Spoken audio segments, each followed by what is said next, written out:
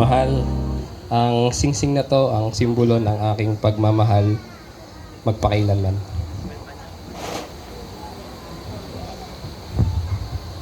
Yun. Giselle?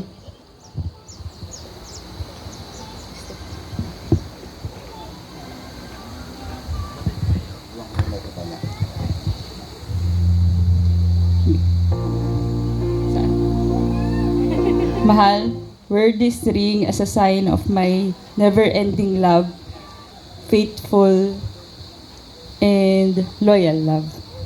Ayun. Alex and Giselle, mahalin niyo ang isa't isa sa hirap man o ginhawa, sa kasakitan mo, sa kalusugan, nawa kayo ay nandyan pa rin sa isa't isa. Ha? Punta po tayo ngayon sa ring, sa aras, sa coin. Ito ay simbolo ng inyong hanap buhay, ng inyong kita. Ngayon, kayong dalawa ay magiging isa na. Matapos yung malagdaan ng dokumento, sa harapan ng Diyos, sa harapan ng tao, kayo ay isa na. So, anumang bagay na inyong may provide, inyo po itong kita ang dalawa. Tama po? So, magkakaroon na kayo ng conjugal property. So, dapat magkaroon din kayo ng conjugal expenses. Hindi lang dapat isa lang ang nagde-decide kung paano gastusin ng pera. Dapat, kung kayong dalawa ay yung kita ng isa, kita din ng isa.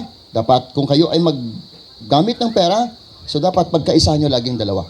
Kung mayroong conjugal property, dapat mayroon din conjugal expenses. Ngayon, sa inyong dalawa, ikaw, Giselle, ang tagapag-ingat nito. At nawa lahat ng pera na lalabas sa iyong mga kamay ay hindi mo lang yun pera, kundi pera niyo itong mag-asawa. Lahat ng desisyon na gagawin mo, you need to consult first to your husband so that all your decision will be protected. Amen? Okay. Alex, ibigay mo kay Giselle. Sabihin mo, ako hindi na kayo. Mahal, Ang aras na ito, ang aras na ito simbolo ng aking kita. ay simbolo ng aking kita. Ibinibigay ko ito sa iyo Ibinibigay ko ito sa iyo kapag ako'y nagtitiwala. sapagkat ako'y nagtitiwala. Ikaw ang tamang babae, Ikaw ang tamang babae mangangasiwa na mangangasiwa ng mga pagpapalang ibinibigay sa akin ng Diyos. ng mga pagpapalang ibinigay sa akin ng Diyos. Pangasiwaan mo ito, Pangasiwaan mo ito gamitin ng tama at gamitin ng tama sa pangalan ng Panginoon. sa pangalan ng Panginoon. Sabi mo, mahal, Mahal, tinatanggap ko tinatanggap ko ang pagpapalang ito ang pagpapalang ito sapagkat ako'y naniniwala. sapagkat ako'y naniniwala Diyos ang nagbigay sa iyo ng abilidad ang Diyos ang nagbigay sa iyo ng abilidad upang ikay mapagpala. upang ikay mapagpala. Makakaasa ka, Makakaasa ka, ito'y iingatan ko ito'y iingatan ko at gagamitin ko at gagamitin ko ng tama ng tama para sa ating pamilya. Kasiyahan nawa ako ng Panginoon. Okay. Huwag niyong kalimutan, Giselle, kung bibilangin mo ang coins nito, ito'y 13. 13 ito. Ang isang taon, mayroon lang siyang 12 buwan. Pero bakit ito ay naging 13? Kasi yung isang buwan, allowance na yun ni Alex. So huwag mo kalimutan, may allowance na si Alex, ha.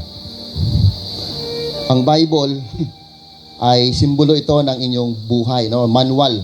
Bible is the manual of your life. Kapag ito'y sinunod ninyo, ang buhay niyo mapapabuti.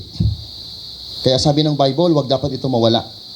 In Joshua chapter 1 verse 8, sabi niya doon, do not depart from this book. Do not depart this book from your mouth. You must meditate day and night. And you must be very careful to do everything what is it is written, sabi ng Bible. Kapag sinunod nyo ito, your life will be successful.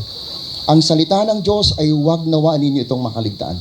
Pagkain to ng inyong buhay, pagkain to ng inyong kaluluwa, pagkain to ng inyong buhay spiritual.